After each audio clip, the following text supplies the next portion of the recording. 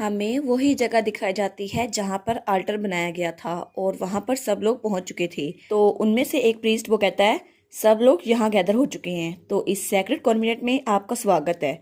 तो हम लोग सबसे पहले शुरू करते हैं पेरिमोडियल सेरेमनी। और तब हमारी साशा उस जगह पे लेटी हुई थी और वो कहता है आज हम एक सेक्रीफाइस करने वाले हैं एक प्योर मेडन की, और इसकी वजह से आशा ड्रैगन हमारे मास्टर वो इस दुनिया में आएंगे। तो सब लोग वहाँ प्रेयर कर रहे थे, तो सब लोग कहते हैं कि आप तैयार हैं उनके सामने अपने विशेष रखने के लिए।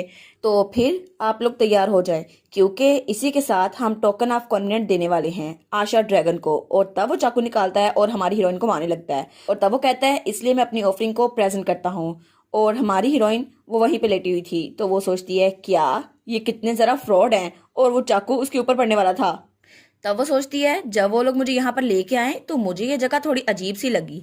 इस आल्टर के नीचे अजीब से टैटू बने हुए थे जिसकी वजह से ड्रैगन को समन किया जा सकता है, लेकिन वो कहती है नहीं, ये सारी चीजें ये तो इनका कोई मतलब ही नहीं हुआ, ये तो रैंडमली ड्रॉ की गई हैं, और ये लेटर्स इनका कोई मीनिंग है ही नहीं, तो आशा ड्रैगन आएगा कैसे।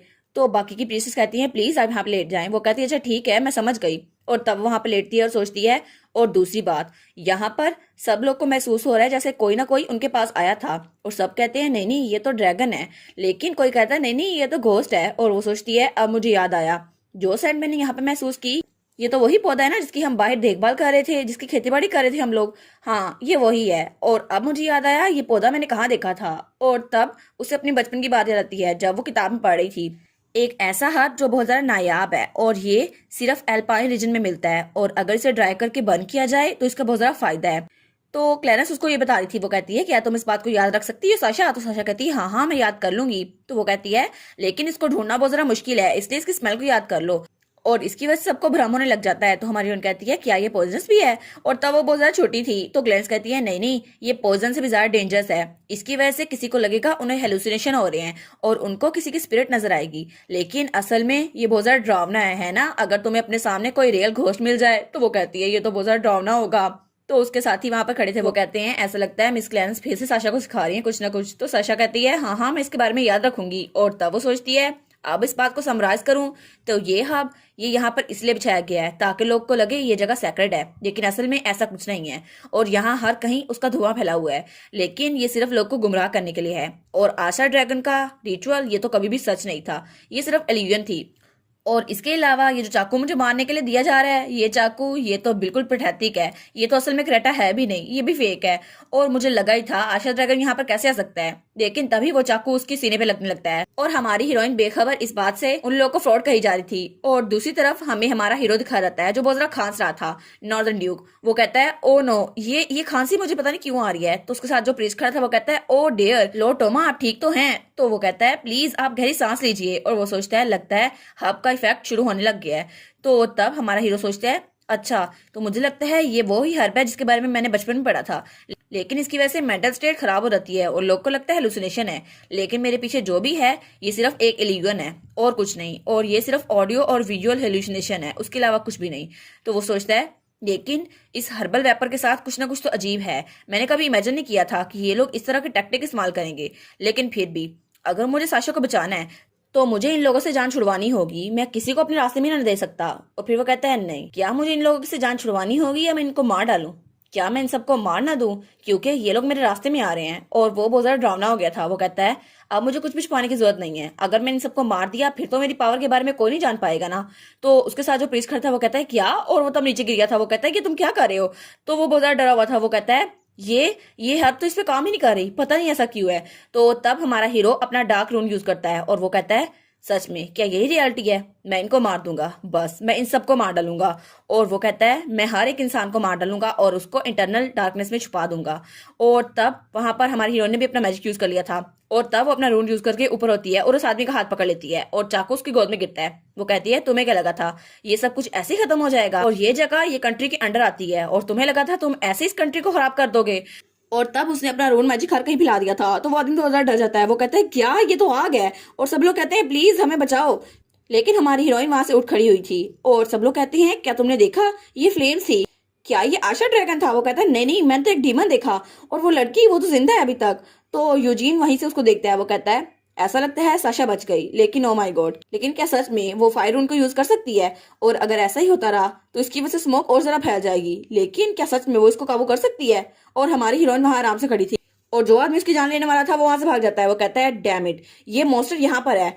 लेकिन हमारी हीरोइन उसके आगे भी आग का सर्कल बना देती है। वो कहता है क्या तुम मेरी जान क्यों छोड़ रही, मुझे जाने क्यों नहीं दे रही? तो हमारी हीरोइन कहती है labour exploitation, illegal crop cultivation और अनलाइसेंस कंस्ट्रक्शन, और इसके अलावा ड्रग अब्यूज। तुम लोग को इसकी वजह से सरेंडर करना होगा, इसलिए अच्छा होगा अगर तुम लोग पीसफुली सरेंडर कर दो। तो वो लोग कहते हैं क्या हम सरेंडर कर दें? वो हंसते हुए कहता है तुम फूस, तुम्हें क्या लगता है मैंने ये जगह ऐसे छुपा के रखी है, तुम्हें नहीं पता यहाँ पर होने क्या वाला? और तब वो अपना रोड मैजिक यूज करता है और इर्द गिर्द धमाके होने लग जाते हैं। तो हमारी कहती है क्या ये धमाका? तो इर्द गिर्द हर कहीं धमाके ही धमाके हो रहे थे और उसके अपने साथी वो भी इसमें मारे जा रहे थे। तो तब वहां पूरी गार में धमाके हो रहे थे और हर चीज नीचे गिर रही थी। तो हमारी कहती है अगर ऐसा रहा तो ये जगह ये तो बिना किसी स्ट्रेस के गिर जाएगी। लेकिन वो आदमी कहता है तुम्हें क्या लगा था यान फैजा के अंडर काम करते हुए तुम लोग ऐसे करोगे और बच जाओगे? नहीं नहीं, तुम लोग जिंदा मारे जाओगे, तुम लोग को जिंदा जला दिया जाएगा। अब तुम इससे बच के दिखाओ अगर तुम बच सकती हो और अपने साथियों को बचा लेना। और दूसरी तरफ हमें वही प्रिंस दिखाया जाता है जिसके कपड़े हमारे सैथा ने ले लिए थे, और तब वो उसके यूनिफॉर्म पहन के खड़ा था। वो कहता है तुम लोग यहाँ पर अभी यहाँ से चले जाओ। तो तभी वहां पे वही प्रिंसेस आती है। वो कहती है ओ माय गॉड, मुझे लगा ही था कुछ गलत है, लेकिन मैं सिचुएशन चेक करने आई तो यहाँ पर हो क्या रहा है? तो हमारा सैथा वहीं पे खड़ा था। वो कहता है लगता है तुम लोग की बहुत ज्यादा हिम्मत हो गई है कि इस एम्पायर में ये सब कुछ कर रहे हो और यान फैंजा के अंडर ये सब कुछ प्लॉट कर रहे हो। तो वो प्रिंसेस सोचती है अच्छा तुम तो उन तीनों सिबलिंग में से सबसे छोटे हो ना जिनके बालों के कलर एक दूसरे से मिलते। तो फिर वो कहती है लेकिन क्या तुमने कोई ग्रोथ स्प्रेड यूज किया है? वो कहता है इसे मैर कहते हैं, मैंने अपना मैर यूज किया है। तभी वो प्रिंसेस अपना वाटर यूज करते हुए कहती है मुझे लगा ही था कि ये थोड़ा सस्पिशियस है, लेकिन चलो मुझे तुम्हें शुरू से खत्म कर देना चाहिए था। लेकिन तब हमारे साथ पे हमला करती है तो हमारा साथ वो उस हमले को आराम से रोक लेता है। वो कहता है तुम्हें क्या लगा था कि मैं इसे मर जाऊंगा? तुम्हारी स्किल तो काफी ज्यादा इंप्रेसिव है। तो वो कहती है क्या तुमने मेरे रून को रोक लिया, लेकिन कैसे? तो हमारा हीरो अपने साथ को यूज करता है और इर्द गिर्द हर तरफ उसका ही हो रहा था। तो वो कहता है मैंने मैर को यूज किया, हालांकि इसको फॉरनर के खिलाफ यूज करना रूल्स के खिलाफ है, लेकिन फिर भी इस सिचुएशन में मैं तुम्हारी कोऑपरेशन चाहता हूँ। और तब वो कहता है इसलिए आराम से वही खड़ी रहो। तो प्रिंसेस कहती है क्या तुम्हारे पास इतनी पावर्स कैसी आई? तो पीछे कोई आदमी खड़ा था। वो कहता है ये आदमी ये प्रिंसेस को धोखा देने की कोशिश कर रहा है, हमें से मारना ही होगा। तब वो चाकू लेकर उसकी तरफ बढ़ता है, लेकिन हमारा हीरो मैट से उसको भी रोक लेता है। तो वो कहता है क्या मैं अपने हाथ नहीं हिला पा रहा? तो सच कहता है वेल ऐसा लगता है मैं इस सीन को कंट्रोल कर पा रहा हूँ, इसलिए तुम सब मेरे कंट्रोल के अंदर हो। और वो सोचता है ब्रदर लुई नहीं, कैप्टन गार्ड वो तो 1 घंटे में वापस आ जाएगा ना, और मुझे पता नहीं है कि साशा ठीक है या नहीं, मुझे इसको देखना होगा। लेकिन तभी वहां पर अचानक धमाका होता है जब वहां पे बॉम्ब फटे थे। तो वो कहता है क्या ये आवाज कैसी है? तब अपने कान ढांप लेता है। तो वो प्रिंसेस वो कहती है नहीं ये तो बहुत ज्यादा बुरी बात है, प्लीज इस स्पेल को अंडू कर दो, हमें यहाँ से निकलना होगा, यहाँ बहुत ज्यादा धमाका होने वाला है, और अगर ऐसा हो गया तो हर जगह हर चीज नीचे गिर जाएगी, हम लोग यहीं पे मर जाएंगे। तो वो कहता है क्या? और दूसरी तरफ सब लोग अभी भी पैनिक कर रहे थे। सब लोग कहते हैं क्या ये धमाका था? तो हर कोई वहां से निकलने की कोशिश कर रहा था, लेकिन सब लोग वहीं पे फंस गए थे और एक दूसरे को धक्के दे जा रहे थे। तो हमारी सोचती है क्या क्या मुझे अब क्या करना चाहिए? मुझे सबसे पहले लोग को यहाँ से निकालना चाहिए, लेकिन मैं इस एक्सप्रेशन को कैसे रोकूं? और तभी पीछे से उड़ता हुआ यूजीन उसकी तरफ आता है। तो वो हमारी हीरोइन से कहता है साशा तुम्हें यहाँ से निकलने की जरूरत है, अगर ऐसा ना किया तो हम दोनों यहाँ पे मर जाएंगे। तो वो कहती है क्या लेकिन कैसे? तो वो कहता है मैं अपना डार्कनेस मैजिक यूज कर सकता हूँ और इसकी वजह से मुझे यहाँ से निकलने का रास्ता मिल जाएगा और बाकियों को फिक्र करने की जरूरत नहीं है। वैसे भी वो लोग तुम्हें सेक्रीफाइस के तौर पे यूज करने वाले थे, क्या तुम्हें लगता है उन लोग को जीने की जरूरत है?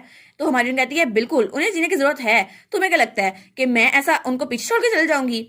तो वो कहती है क्रिमिनल्स को कोर्ट में पनिशमेंट मिल चाहिए, तुम्हें क्या लगता है मैं ऐसे उन लोग को मरने के लिए यहाँ छोड़ दूं? तो वो कहता है क्या इसका मतलब है तुम मुझे छोड़ दोगी? तो वो वहां से भाग जाती है। वो कहती है मुझे उन लोग की हेल्प करनी होगी। तो हमारा हीरो वहीं पे खड़ा था, लेकिन तभी वो कुछ सोचता है और जल्दी से अपना कोट हमारी हीरोइन को पहना देता है। वो कहता है हाँ मैं तुम्हारे साथ जाना चाहता था, लेकिन मुझे लगता है तुम मुझे कभी माफ नहीं कर पाओगी। और तब आगे जाते हुए कहता है क्योंकि मैं कभी भी तुम्हारा ड्यूक ऑफ द नॉर्थ बन ही नहीं सकता। वेल तुमसे बाद में मिलता हूँ। और तब वहां चला गया था। तो हमारी हीरोइन कहती है क्या 1 मिनट रुको सही, लेकिन फिर से धमाका होता है और तब यूजीन ने अपना डार्कनेस रूल यूज किया था। तो सब लोग कहते हैं क्या, और सब लोग उसके काबू में आ गए थे। तो हमारी हीरोइन कहती है क्या नॉर्दर्न ड्यूक ने जो बात की थी वो यही थी? क्या सच में यही है उसका डार्कनेस रून? ऐसा हुआ फिर तो आसानी हो जाएगी। और तब वो वहां पर देखती है और अपने कोट को पकड़ती है और चिल्लाते हुए कहती है सब लोग प्लीज मेरे पीछे आओ, सिचुएशन को अंडर कंट्रोल रखना होगा। और वो सबको अपने पीछे लेके आ रही थी और उसको रास्ता याद था, तो सबको निकाल के वहां से ले जाती है वो सोचती है ये कार ये तो बहुत जल्दी कोलैप्स होने वाली है, इसलिए हमें यहाँ से निकलना होगा। लेकिन तभी उसके साथ एक धमाका होता है और वो उसके अंडर आने लगती है। लेकिन तभी वहां पर हमारा हीरो रायन आ जाता है, उसका ब्रदर इन लॉ। वो उसको बचा लेता है। वो कहता है सिस्टर इन लॉ, मैं तो ऑलमोस्ट लेट हो ही गया था, लेकिन अच्छा हुआ कि आप बच गई हैं, क्या ऐसा नहीं था? तो वो खुश रहती है। वो कहती है सर रायन। तो वो कहता है बाकी सबको बाहर निकालो और बाकी के आधे मेरे पीछे आओ। तो सब लोग कहते हैं जी कैप्टन, और उसके साथ भी वहां पर आ गए थे। तो हमारी कहती है लेकिन हमें सबसे पहले सेथ को ढूंढना होगा, क्या तुमने उसको अकेले छोड़ दिया? वो कहता है हाँ ये तो लंबी कहानी है ना, लेकिन हम उसको ढूंढ लेंगे। तो तब हमारी कहती है लेकिन कैसे? तो उसको सब कुछ बताता है, लेकिन आधी कहानी अपने में से मिला के। तो हमारी कहती है चलो छोड़ो इस बात को, लेकिन क्या ये स्मेल सल्फर की है? क्या ऐसा हो सकता है कि यहाँ पे बम बनते हैं? लेकिन तभी वो दरवाजा खोलती है तो वहां पर वो जो देखती है वो शोको रहती है। वो कहती है ये क्या हो रहा है यहाँ पर? और वो प्रीस्टेस हमारे सेथ को ठीक कर रही थी, तो उसका मैर वो हवा में झूल रहा था। वो कहती है सैता तुम्हें क्या हुआ? आखिर ये तुम्हारी हालत ऐसे कैसे हो गई? और सैता वहां बहुत जरा बुरी हालत में था। और इसी के साथ ये वाला पार्ट यहाँ पर ख़त्म। तो आप लोग बताइएगा आपको ये पार्ट कैसा लगा। प्लीज़ लाइक करिएगा, कमेंट करिएगा और शेयर करिएगा। और जो न्यू व्यूवर्स हैं काइंडली वो चैनल को सब्सक्राइब कर दें। और पिछली वीडियोस का लिंक आपकी स्क्रीन पर नज़र आ रहा होगा, तो काइंडली उनको भी चेकआउट कर लें। Thank you so much.